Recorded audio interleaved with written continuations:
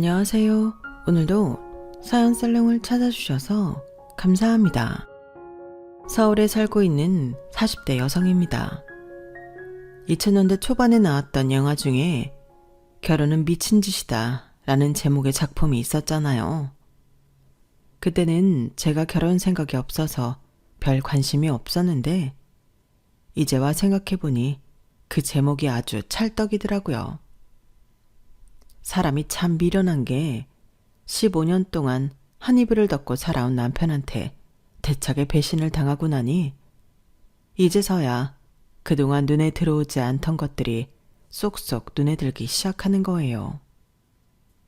비록 너무 늦은 감이 있기는 하지만 그래도 더 늦기 전에 제대로 복수를 할 수 있어서 그래도 두 다리 쭉 뻗고 잘 수 있게 됐어요. 그럼 지금부터 지옥불에 튀겨 먹어도 시원찮을 인간들의 참교육 시전을 생생하게 들려드리겠습니다. 저는 어릴 때부터 그림 그리는 걸 참 좋아했어요. 온 집안의 벽지가 남아나지 않을 정도였죠. 우리 집도 아니고 새들어 사는 집이라서 엄마는 그런 저를 항상 꾸지람하셨어요. 엄마가 벽지에 낙서하지 말랬지? 스케치북에 그리면 될걸. 왜 꼭 벽지에 그리냐고. 지영이 너 또 그럴 거야? 그치만 스케치북은 너무 작은걸. 그럼 큰 스케치북 사줘. 이게 또 말대꾸야. 엄마가 하지 말라 그러면 말 좀 들어. 아, 이건 물걸레로 닦아도 지워지지 않는데 어쩜 좋아. 엄마한테 말대꾸를 하다가 기어이 한 대 쥐어 박힌 저는 구석에서 훌쩍훌쩍 울었어요. 엄마는 물걸레로 대면 될수록 번지기만 한 벽지에 화풀이를 하며 벅벅 문질러댔고요. 그럴 때면 언제나 아빠는 제 편을 들어주셨어요. 그깟 벽지야 새로 도배하면 그만인데 왜 그렇게 애한테 타박이야. 허연 벽지보다는 우리 지영의 그림이 그려진 알록달록한 벽지가 훨씬 좋구만 뭐. 우리 지영이는 커서 화가가 되려나 보지? 그림 그리는 게 그렇게 좋아? 그렇게 좋으면 그려야지 뭐. 아빠가 열심히 돈 벌어서 벽지값 대줄 테니까 우리 딸은 그리고 싶은 거 다 그려. 괜찮아. 아빠는 화를 내기는커녕 늘 제 편을 들어주시며 오히려 더 그리라고 부추기셨어요. 그럴 때마다 엄마는 눈을 흘기며 애 버릇은 아빠가 다 망쳐놨다고 타박이셨죠. 그리 넉넉한 형편은 아니었지만 딸 자식이 좋아하는 건 뭐든 들어주려고 하셨던 아빠와 말로는 혼을 내시면서도 제가 그린 그림들을 하나도 버리지 않고 잘 모아두던 엄마 덕분에 저는 분에 넘치는 사랑을 받으며 자랄 수 있었어요. 초등학교에 입학한 후에도 저의 그림에 대한 열정은 사그라들지 않았어요. 하지만 늘 그놈의 돈이 문제였죠. 세상 물정 모르던 저는 미술을 하는데 돈이 그렇게 많이 드는 줄 몰랐거든요. 초등학교 3학년 때던가요. 제 친구가 미술학원에 다닌다는 소리를 듣고부터는 하루가 멀다 하고 엄마를 졸라대기 시작했어요. 엄마, 나도 미술학원 보내줘. 정윤이랑 민지도 다닌단 말이야. 앞으로는 말대꾸도 안 하고 엄마 말 잘 들을게. 응? 얘가 정말? 너 미술학원 안 다녀도 그림만 잘 그리잖아. 거기는 그림 못 그리는 애들이 다니는 거야. 그리고 학원비가 한두 푼이니? 안 그래도 이번 달엔 제출이 많아서 허리띠 졸라 매야 한다고. 매달 너랑 진우한테 들어가는 돈이 얼만 줄 알아? 학습지에 보습학원에 태권도 학원까지. 그런데 뭘 또 해달라는 거야. 아무리 철이 없어도 그렇지. 엄마랑 아빠가 니들 교육비 대느라 허리가 휘는 건 몰라? 쓸데없는 소리 그만하고 방에 들어가서 공부나 해. 엄마 미워. 다른 애들은 학원 안 가겠다고 엄마랑 싸운다는데 어떻게 된 게 엄마는 내가 학원 보내달라는데도 안 된다고 그래? 엄마 미워 죽겠어. 퉁퉁 부은 얼굴로 씩씩대며 방으로 들어간 저는 일부러 엄마가 싫어하는 짓을 했어요. 봄에 새로 도배한 벽지에 사인펜으로 낙서를 해버린 거죠. 그래서 어떻게 됐냐고요? 비 오는 날 먼지가 나도록 실컷 맞았죠 뭐. 비록 회초리로 맞은 제 종아리에는 시뻘건 줄이 너댓 개나 그어졌지만 덕분에 미술학원에 다닐 수 있었어요. 미술학원에 다니게 된 저는 물 만난 물고기처럼 신나게 그림을 그릴 수 있었고 학교 외에 외부에서 주최하는 사생대회에 나가서 상도 휩쓸곤 했어요. 그렇게 시작된 미술교육은 중학교, 고등학교를 거치면서도 이어졌어요. 사실 예고에 가고 싶어서 중학생 때 부모님을 조르기도 했었는데 학비를 듣고는 제 스스로 포기를 해버렸어요. 글쎄, 대학교 등록금보다 더 비싸지 뭐예요. 그때 알았죠. 아무리 내가 그림 그리는 걸 좋아한데도 돈이 없으면 할 수 없다는 사실을요. 그래도 다행인 건 제가 고등학교에 들어가고부터 저희 집 사정은 조금은 나아져서 고2 때부터는 입시 미술학원에 다닐 수 있었어요. 그리곤 미대에 진학도 할 수 있었고요. 미대에 들어가면 앞으로 평생 그림만 그리고 살 수 있을 것 같았는데 현실은 그렇지 않더라고요. 모르긴 해도 피카소가 살아 돌아온다고 해도 요즘 같은 시대에는 굶어 죽기 십상일 거예요. 요즘 시대엔 그림 그려서 돈 벌어먹고 사는 사람은 아주 극소수니까요. 그나마도 집에 돈이 좀 있어야 해외 유학도 가고 인맥도 만들어서 활동을 하지. 돈 없으면 미술을 했었다는 거에 만족하고 살아야 할 판이거든요. 가끔 TV를 보면 유명 배우들이 자기 그림을 몇 천만 원에 팔았다, 어쨌다 하는 기사들이 나오는데 오히려 미술 전공자들은 자기 그림으로 단돈 10,000원도 못 버니 참 아이러니한 일이죠. 저 역시도 한때는 그림 그려 먹고 살겠다는 각오로 여기저기 뛰어다녀 봤지만 결과는 모조리 꽝이었어요. 그렇다고 대학원에 갈 형편도 못 됐고요. 이미 미대를 다니면서 부모님 등골을 제대로 빼먹은 상황인데 더 바라면 안 되잖아요. 제 밑으로는 갓 대학에 입학한 동생도 있고요. 그런데 사람이 그렇잖아요. 죽어라 노력을 했는데 그에 따르는 보상이 없을 때 이걸 더해서 뭐하나 절망하게 되는 거요. 저도 그랬어요. 어떻게든 대학을 졸업하려고 대학 시절 4년 내내 입시 미술학원에서 새끼 강사로 일하고 방학 때는 벽화 그리는 아르바이트부터 지역 축제에서 페이스 페인팅까지 하며 학비와 재료비를 벌었어요. 그런데 그런 노력이 아무 소용 없었다는 걸 알게 되자 붓을 잡기 싫어지더라고요. 그림 그리느라 들어간 시간과 돈과 노력을 공부에 쏟았다면 남들처럼 회사원으로 취직이라도 했을 텐데 내가 뭐하러 이런 헛짓을 했나 싶더라고요. 이럴 줄 알았으면 엄마 말 듣고 일찌감치 미술을 포기할 걸 그랬다는 생각만 들었어요. 마치 나라는 인간이 아무짝에도 쓸데없는 구제불능 같아서 한동안 자존감이 땅속으로 깊이 처박혀 있었어요. 그때 제 손을 잡고 땅 위로 끌어올려준 사람은 다름 아닌 엄마였어요. 그 좋은 제조 방구석에서 썩힐 생각이야? 너 그림 안 그리고 살 수 있겠어? 하지 말라고 할 땐 죽어도 하겠다고 바락바락 대들더니 벌써 포기하는 거냐고. 네가 그러고 있으면 자식 뒷바라지 제대로 못해준 무능한 부모 탓인 것 같잖아. 누가 엄마 아빠 탓이래? 그런 생각 안 하니까 제발 나 좀 내버려 둬. 한창 팔팔하게 움직여야 할 나이에 세상 다 산 것처럼 방구석에 처박혀 있는 자식을 엄마가 돼선 어떻게 가만둘 수 있어. 자, 이거 받아. 백화점 문화센터에서 하는 교육 프로그램인데 거기서 미술 강사 뽑는다더라. 너 정도면 아줌마 아저씨들 그림 가르치는 거야 식은 죽 먹기잖아. 안 그래? 잠깐 머리 식힌다 생각하고 한번 해봐. 돈이 없어서 먹고 사느라 바빠서 제대로 그림 못 배우고 산 사람들한테 네가 가진 재주도 나눠주고 너도 그 사람들 열정 좀 배워와. 얼마나 그림이 그리고 싶으면 그 나이에 그림 배우러 오겠니? 뭔가를 좋아한다는 건 그런 거야. 나이가 들어도 식지 않는 열정.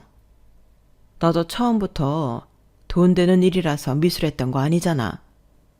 그림 그리는 게 좋아서 시작한 거 아니야. 넌 아무 잘못 없어. 그동안 누구보다 열심히 했잖아.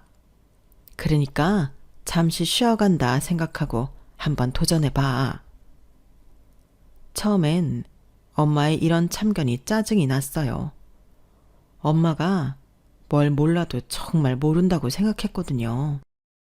백화점 문화센터에 돈 없고 먹고 사느라 바빠 미술 교육 못 받은 사람이 왜 오겠어요. 다들 살만해서 고상한 취미 하나 만들어보자 하는 사람들이 오지.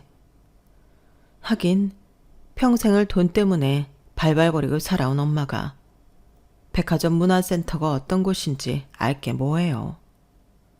엄마는 강사 모집 공고 전단지를 제 책상에 내려놓고는 방을 나갔어요. 그런데 나중에 보니 엄마가 놓고 나간 건 전단지뿐만이 아니었더라고요. 아주 오래전에 한창 잘 팔리던 과자 박스였어요. 그런데 별것도 아닌 그 박스를 열어보고는 생각이 바뀌고 만 거예요. 박스 속에는 어린 시절 제가 열심히 그려댔던 그림들이 가득 들어 있었거든요. 지금 보면 많이 어설프고 엉망진창인 그림들이었지만 이상하게 지금 제 그림보다도 훨씬 멋있게 보였어요. 다듬어지지는 않았지만 그림에 대한 열정이 가득 담겨 있었거든요. 그래, 내가 언제부터 돈 벌려고 그림을 그렸다고. 까짓 거 이거든 저거든 다시 시작해보자. 그 길로 저는 이력서를 작성해서 백화점 문화센터에 제출했어요. 그리고 얼마 뒤 합격 연락을 받게 되었죠. 딱히 경력은 없었어도 대학 시절 크고 작은 미전에 입상했던 이력을 인정받아서 합격하게 된 것 같다고 생각했죠. 나중에서야 원래 내정돼 있던 사람이 대학 강사로 임용되면서 빠져나가는 바람에 임시로 저를 그 자리에 채워 넣었다는 걸 알게 됐지만요. 누굴 가르치는 거야 아르바이트로 미술학원에서 강사 일을 했으니 어느 정도 자신이 있었어요. 그런데 막상 수업에 나가보니 제가 예상했던 것과는 너무도 달라서 순간 멘붕이 오더라고요. 수강생 대부분이 지긋하게 연세가 드신 할머니, 할아버지 뻘이어서 오랜 시간을 두고 수련을 할 수 없는 거예요. 게다가 센터에서도 수강 기간 안에 완성물을 만들어주길 바라서 마음이 조급해지게 됐죠. 빠른 시일 내에 당장 눈에 보이는 결과물이 나와야 했으니까요. 미술이라는 게 재능도 있어야 하지만 기본기가 있어야 가능한 일인데 기본기를 다질 시간도 없이 바로 작품으로 들어가려 하니 이게 참 곤란한 게 이만저만이 아니었어요. 결론적으로 수강생 작품에 강사가 손을 많이 대야 한다는 얘기였어요.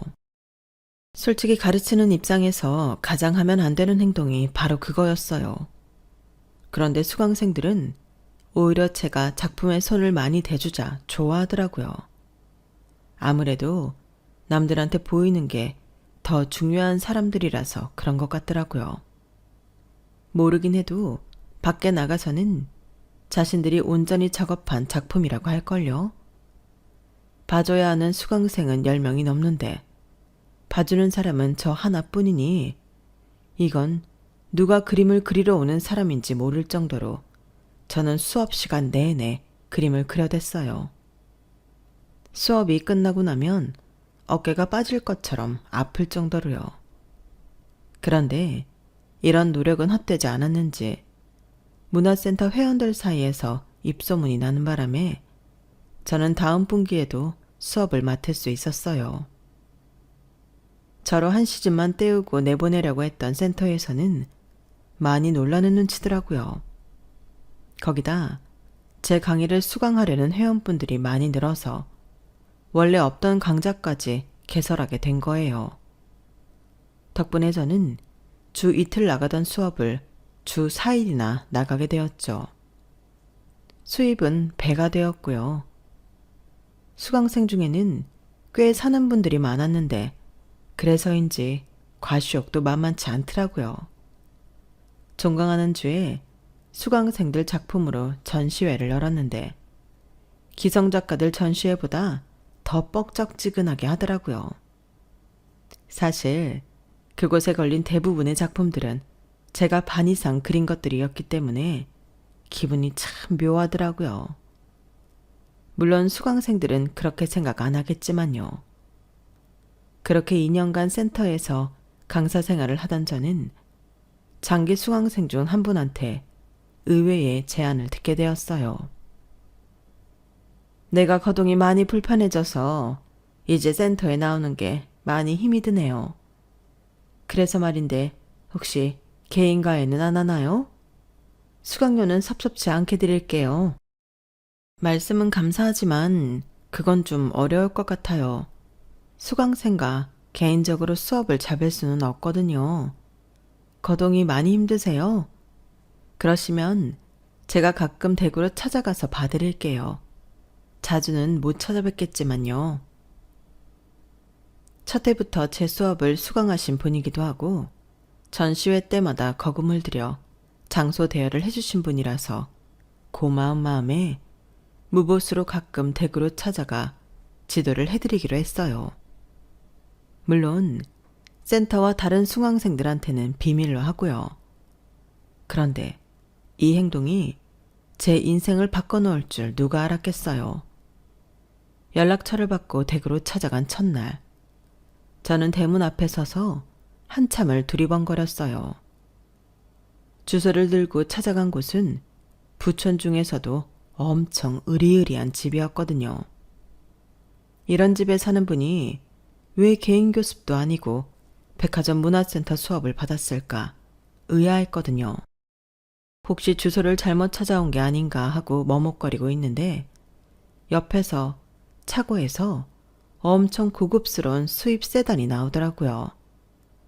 제가 대문 앞에서 얼쩡대자 차창이 열리고 30대 중반 정도의 남자가 얼굴을 내밀었어요.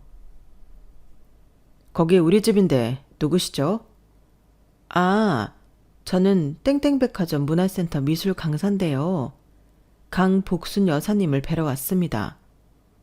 강복순? 우리 집에 그런 사람이 있었나? 남자는 고개를 갸웃하더니 어디론가 전화를 걸었어요. 그리고는 피식 웃으며 그러더라고요. 우리 할머니 그림 선생님이시구나. 금방 문 열어줄 거예요. 들어가 보세요. 잠시 뒤 대문이 열리고 마당을 지나 집 안으로 들어가자 여사님이 저를 반겨주셨어요. 어서 와요. 혹시 들어오다가 우리 손주 못 봤어요? 아, 봤어요. 막 차고에서 차 끌고 나오더라고요. 그래요? 우리 손주 어때요? 잘생겼죠? 네, 잘생겼더라고요. 여사님은 제 말에 아이처럼 한박웃음을 지으셨어요. 수업을 하는 중에도 계속 손주 얘기를 꺼내셨죠. 나이는 저보다 9살이 많은데 아직 미혼이고 사귀는 사람도 없다고 했어요. 미국에서 대학을 졸업하고 한국에 돌아와 직장 생활을 잠깐 하다가 현재 자기 사업을 하고 있다고요. 누가 보면 선자리를 앞두고 상대 남자 프로필을 읊는 걸로 오해할 정도로 여사님은 다분히 의도적으로 손주 얘기를 이어가셨어요. 이게 여사님의 큰 그림이었다는 건 얼마 뒤에야 알 수 있었죠. 여사님 댁에 갈 때마다 여사님 손주와 마주치게 됐는데 처음엔 우연이라고 생각했지만 상황이 반복되면서 우연이 아닌 의도라는 걸 알게 되었거든요. 반년 가까이 제게 개인 지도를 받은 여사님이 하루는 제게 꿈이 뭐냐고 물으셨어요. 그래서 딱히 꿈이랄 건 없고 죽기 전에 내 이름을 건 개인전을 한번 열어보는 게 소원이라고 했어요. 그때는 그저 지나가는 말로 했던 거였는데 얼마 뒤 여사님이 의외의 장소로 저를 부르시더라고요. 백화점 문화센터 회원들이 전시회를 했던 그 갤러리였어요. 여사님께서는 미리 갤러리 측이랑 얘기를 해놨다며 전시회 날짜 조율 같은 세부 사항만 협의하라고 하시더라고요. 개인전 여는 게 소원이라며 그 소원 내가 이뤄줄게. 그동안 무료로 이 늙은이 그림 가르쳐준 값이라고 생각해요. 여사님, 그래도 이거 너무 과해요. 이렇게까지 안 해주셔도 돼요. 개인 지도는 대가를 바라고 한 건 아니니까요. 그리고 그렇게 자주 봐드리지도 못했는걸요. 사양 말아요. 우리 집 와봐서 알잖아. 나 돈 많아요. 죽을 때 짊어지고 갈 것도 아닌데 뭘 그래. 열심히 사는 젊은 친구한테 좋은 기억 남겨주고 싶어서 그러니까 안 한다는 말은 하지 말아요. 그럼 나 섭섭해. 염치 없는 일이라는 건 잘 알지만 솔직히 욕심이 났어요. 저희 집 형편에 제가 언제 이런 갤러리에서 개인전을 열어보겠어요. 언제 붓을 놓을지도 모르는 판국에 말이죠.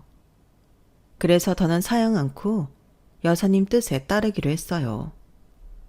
그동안 작업해둔 작품이 조금 있기는 했지만 그래도 생애 처음이자 마지막이 될지 모르는 내 전시회라서 욕심이 났어요. 새 작품으로 채우고 싶었거든요. 그래서 시간을 좀 넉넉히 잡고 본격적으로 작업을 시작했어요. 문화센터 수업을 병행하면서 하려니 하루가 48시간이라도 모자랄 판이었죠. 그래도 이상하게 힘들다는 생각은 들지 않았어요. 그렇게 열심히 준비한 작품들을 가지고 제 생애 첫 개인전을 열었어요. 가족들과 대학 시절 지도 교수님과 동기들, 그리고 부모님 지인들까지 잔뜩 불러 모았죠.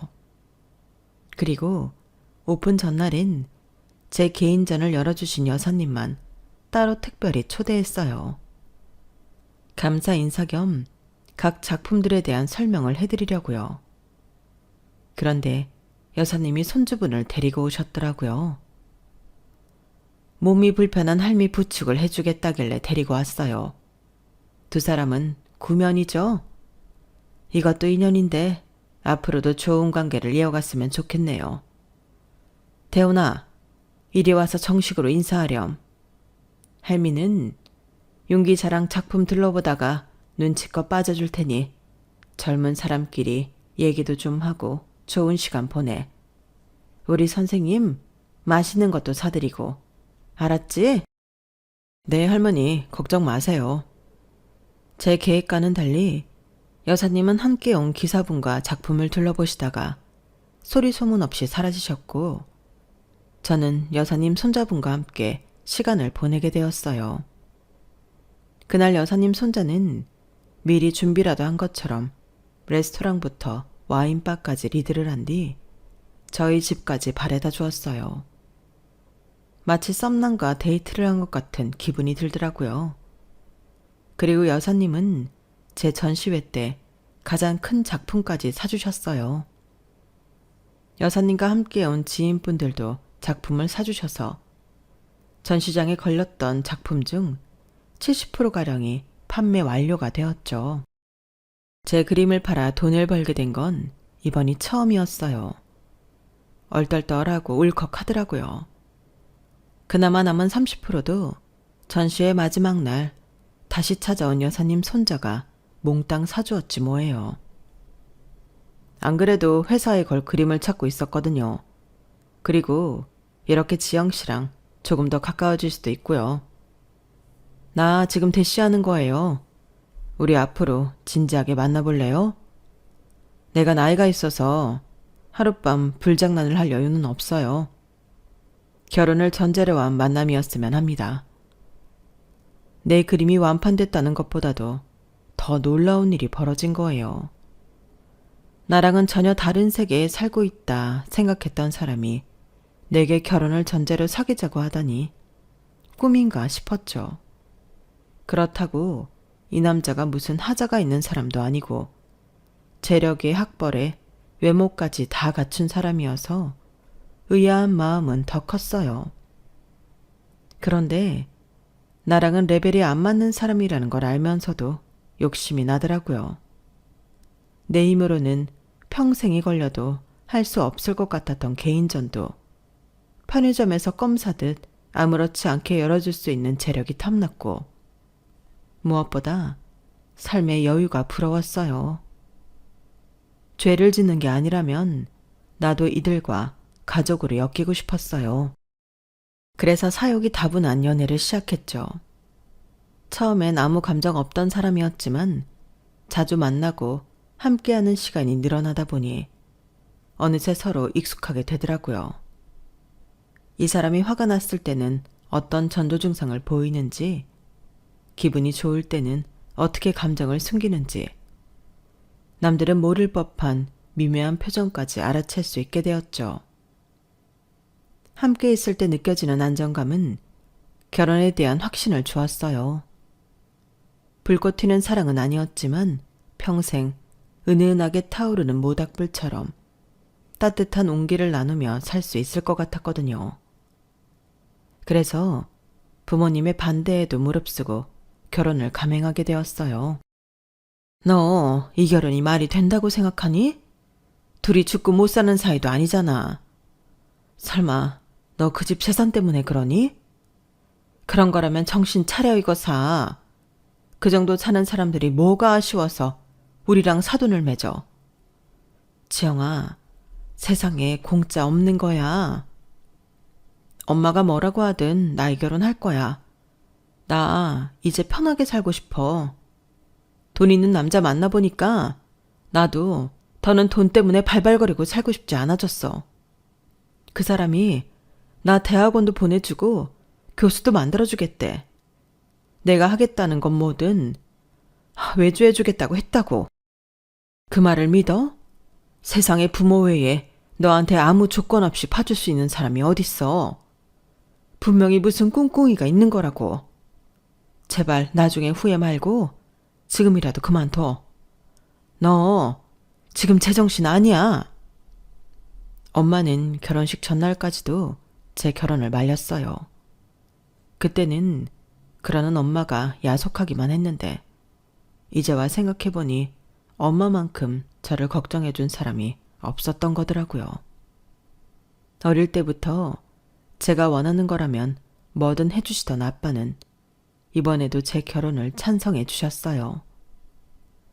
돈 많은 사회자랑도 모자라 없던 약속도 잡아가며 친구들과 지인들을 만날 정도로 아빠는 제 결혼에 들떠 있었어요. 잘 사는 집이니 결혼식 때 하객 수도 엄청 날 거라며 우리도 그에 지지 않게 열심히 하객을 모아야 한다는 게 이유였죠. 그런데 이런 아빠의 노력이 허사가 돼버리고 만 거예요.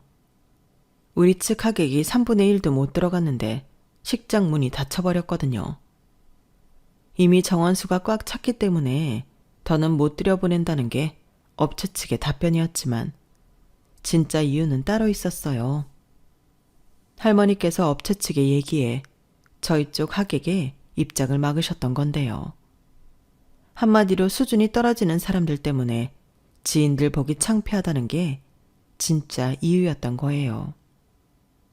물론 할머니가 직접 그렇게 말씀하신 건 아니고 시어머니가 제게 슬쩍 흘려주시더라고요.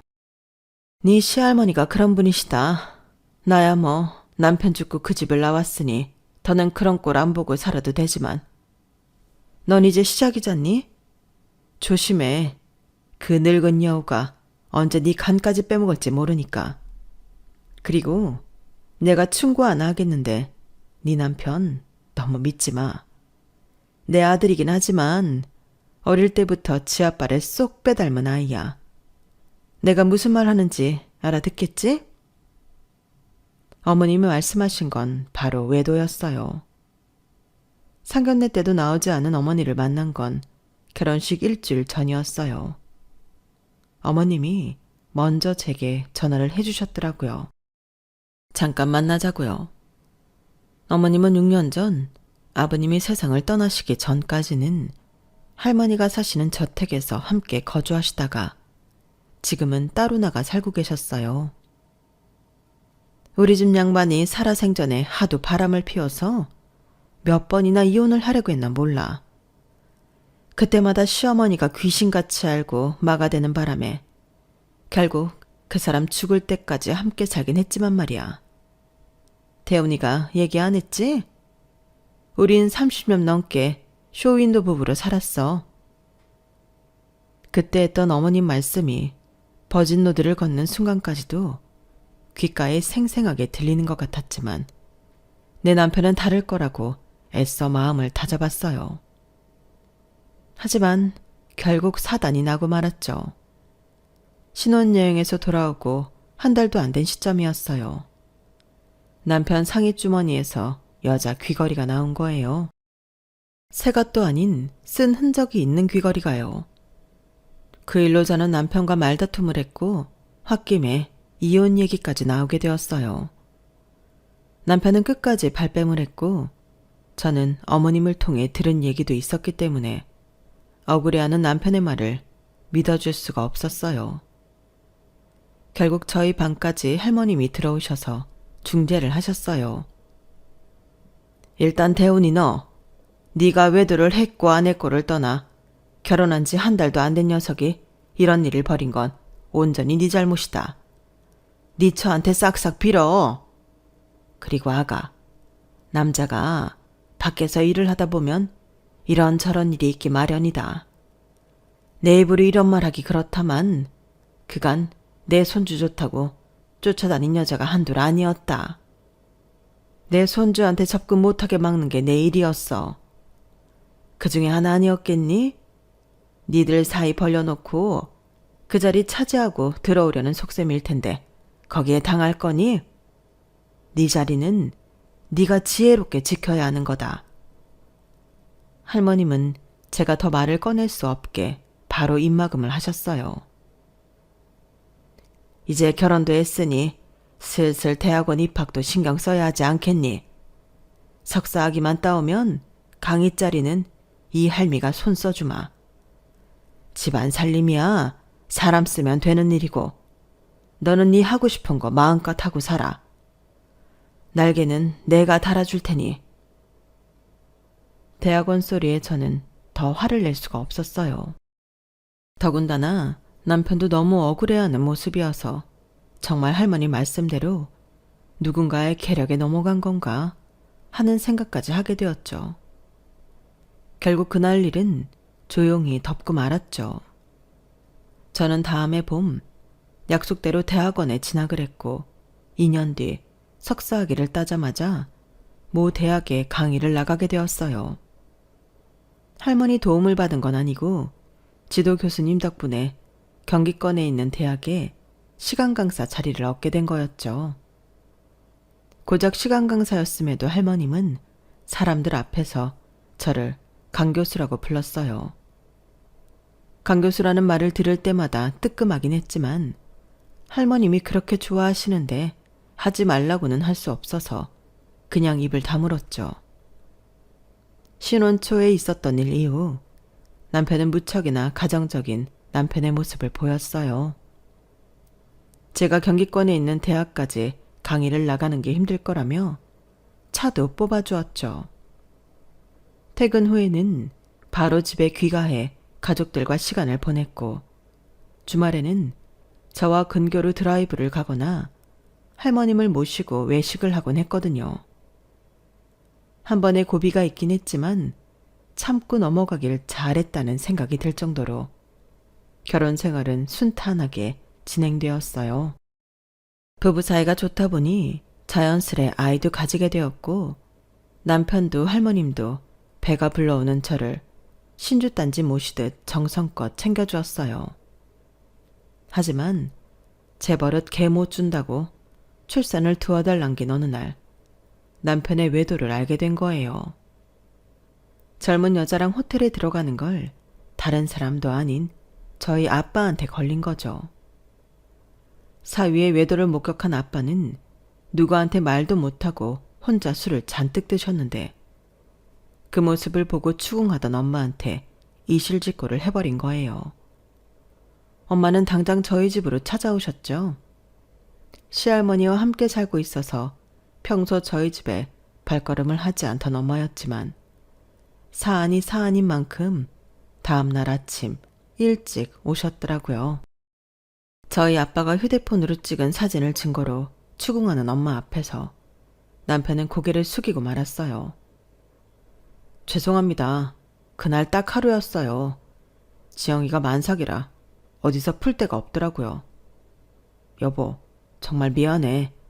내가 다시는 이런 일 없도록 할게. 남편은 엄마와 제 앞에서 무릎까지 꿇고 싹싹 빌었어요. 하지만 엄마는 눈길조차 주지 않고 제게 짐을 챙기라고 하셨죠. 가자. 애초에 이런 결혼은 하는 게 아니었어. 다른 건 몰라도 바람 피우는 남자 버릇은 절대 못 고친다. 더 마음고생하지 말고 어서 짐 싸.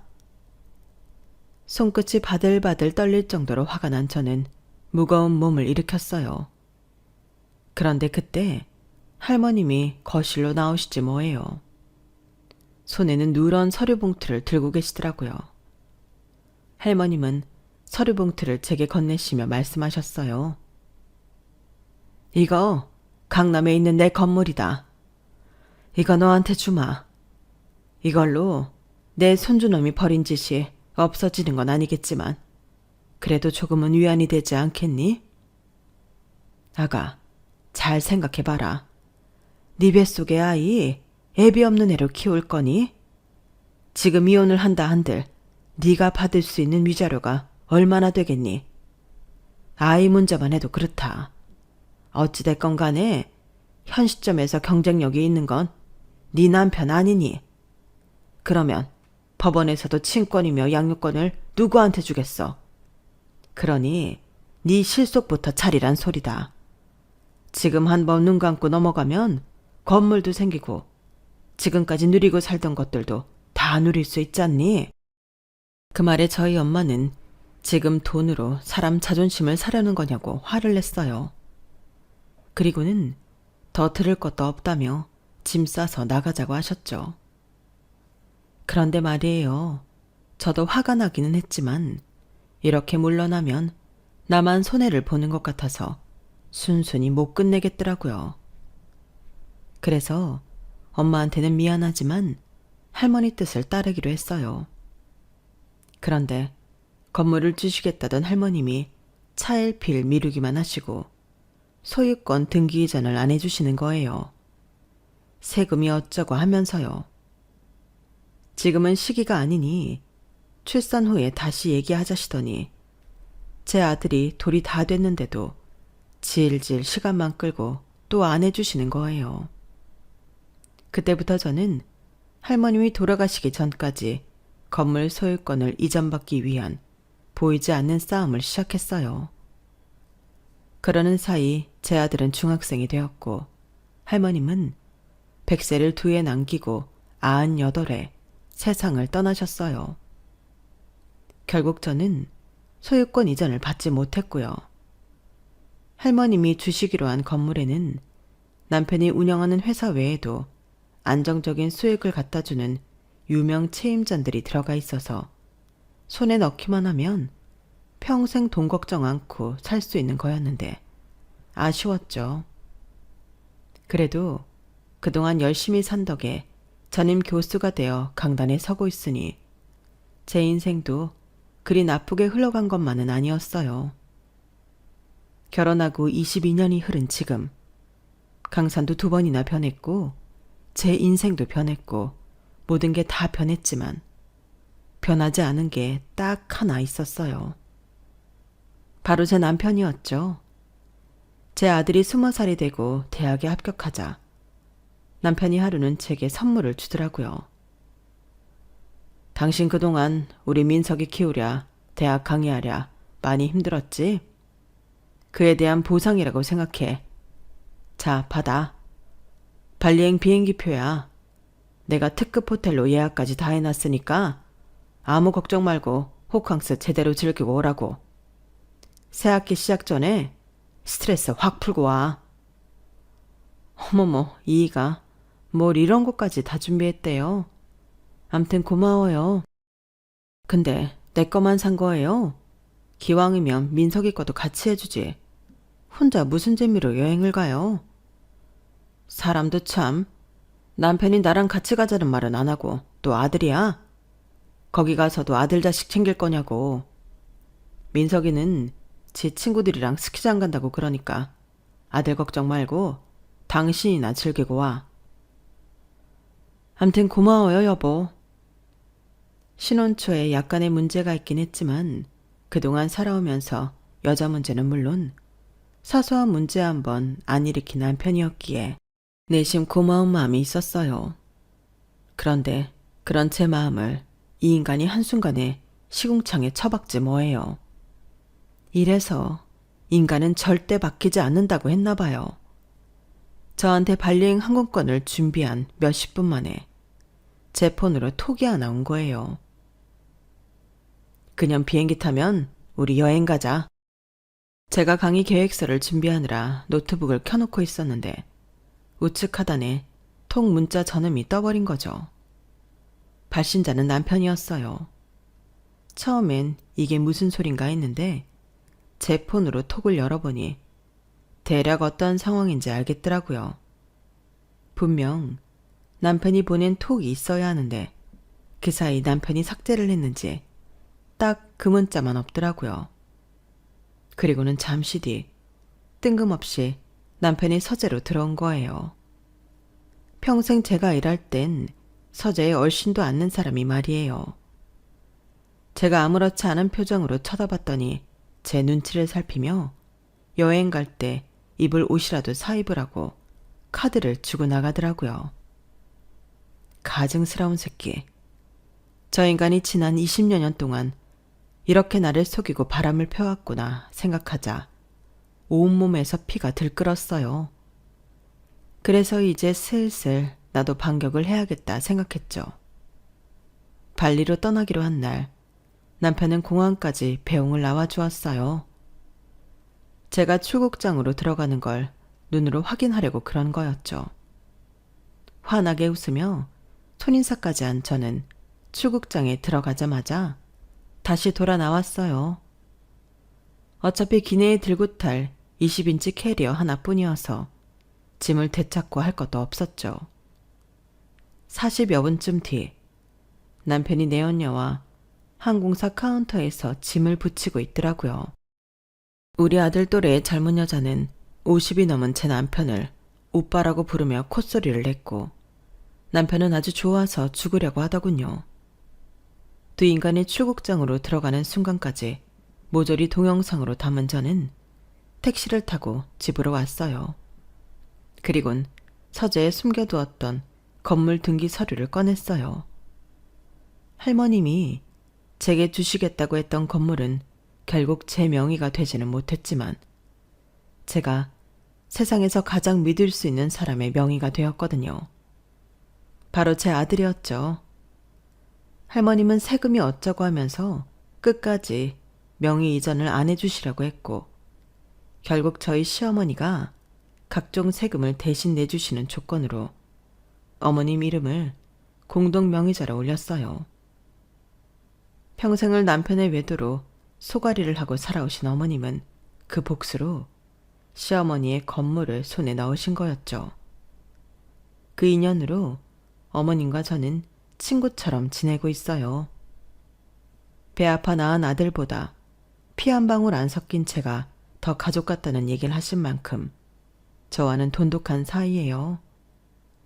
어머님을 통해 남편이 왜 저와 결혼했는지도 듣게 되었는데 남편이 하도 여자 문제로 유명해서 좀 산다는 집에서는 제 남편한테 딸 자식을 안 줬다고 하더라고요. 그래서 만만한 집에서 낳았지만 포장만 잘하면 꽤 내놓을 만한 저를 택했던 거였죠. 남편이 택한 건 아니고 시할머니가요. 그렇게 결혼을 했으면 정신 차리고 살 것이지 여전히 여자 치마폭에 쌓여 절하고 있으니 인생 그른 인간이죠.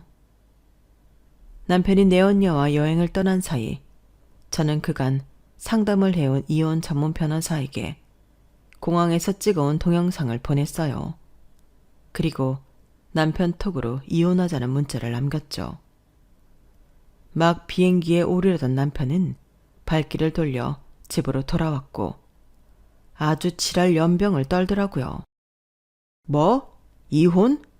야, 네가 나랑 헤어지면 별 수 있을 것 같아? 이제 교수 소리 듣고 사니까 눈에 뵈는 게 없는 모양인데 교수 월급 얼마나 한다고 까불어. 네가 내 마누라로 사니까 지금 같은 호사도 누리는 거 아니냐고. 거지 같은 집구석에서 빌빌대고 사는 거 구해줬더니 아주 건방이 하늘을 찌르는구나. 그래 좋다. 나도 더는 역 같은 결혼 생활 못하겠으니까 이참에 끝내. 다행이네. 내 치맛자락 잡고 징징거릴까봐 걱정했는데 이왕 말 나온 김에 내 변호사랑 작성한 재산분할 목록 줄게. 당신 변호사랑 잘 상의해서 이번 주 내로 연락 줘. 아, 이혼할 때까지 나 이 집에서 살 거야. 당신은 상간녀 집에서 지내. 아주 어린 게 비위가 어찌나 좋은지. 아빠 뻘대는 당신한테 오빠 소리도 잘하더라. 가서 딸 같은 여자한테 오빠 소리 들어가며 지내봐. 남편은 그 길로 들고 온 캐리어를 끌고 집을 나갔어요. 그리고 얼마 뒤 본격적으로 이혼 소송이 진행되었죠.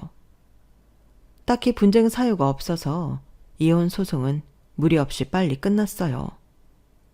저는 현금 대신 현재 제가 살고 있는 할머님 저택을 받기로 했고 아들은 이미 성인이라서 양육권을 따질 필요가 없었어요.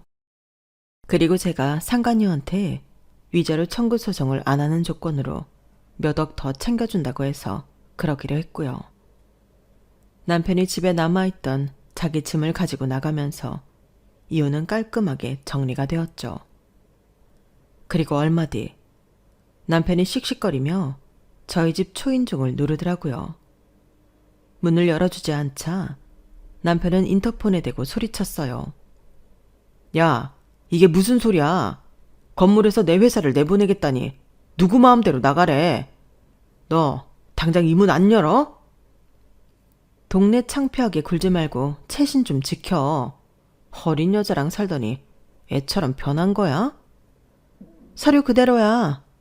당신 회사가 우리 민석이 건물에 임대료 한 푼 안 내고 점거 중이잖아. 그래서 법의 힘을 빌려 내보내기로 했어. 정 건물에 남아있고 싶으면 정당한 임대료를 내라고. 거지처럼 공짜로 빌붙을 생각 말고. 야, 그게 네 건물이냐? 말이 민석이 명이지. 그거 우리 할머니가 나한테 준 건물이라고. 공동명의로 우리 엄마 이름까지 올라있는데 네가 어디서 주인 행세야? 아, 몰랐구나.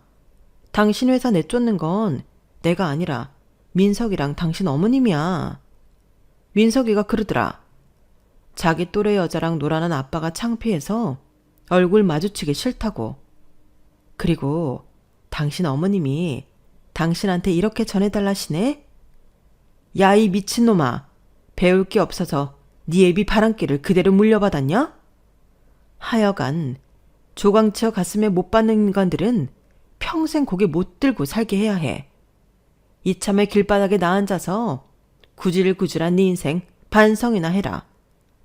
라고 하시더라고. 그럼 난 전할 말 다 전했으니까 좀 꺼져줘. 안 그러면 경찰 부를 거야. 그 말을 끝으로 인터폰을 끊자 남편은 대문을 발로 차며 난동을 부렸어요. 그 바람에 이웃집 신고를 받고 온 경찰한테 끌려가게 되었고요. 처음부터 돈을 보고 한 결혼이었기에 이런 결과를 맞은 거에 제 책임도 있다고 생각해요. 하지만 그렇다고 반려자를 배신한 남편의 행동이 용서가 되는 건 아니잖아요. 우리는 흔히 결혼 생활을 사랑으로 이어나간다고 생각하지만 제 생각은 조금 달라요. 부부는 그 무엇보다 의리로 살아가야 한다고 생각하거든요. 그러니 외도를 한 이들이 사회적 지탄을 받는 게 아닐까요? 세상에 아름다운 분류는 없어요. 그에 따르는 처벌만 있을 뿐이죠. 지금까지 제 사연을 들어주셔서 감사합니다. 여러분들의 가정의 소중함과 항상 행복이 가득하길 진심으로 바랍니다. 건강하세요. 여러분, 사연 댓글에 응원과 현명한 조언 부탁드려요. 좋아요와 구독은 저에게 큰 힘이 됩니다. 오늘도 좋은 일 가득하세요.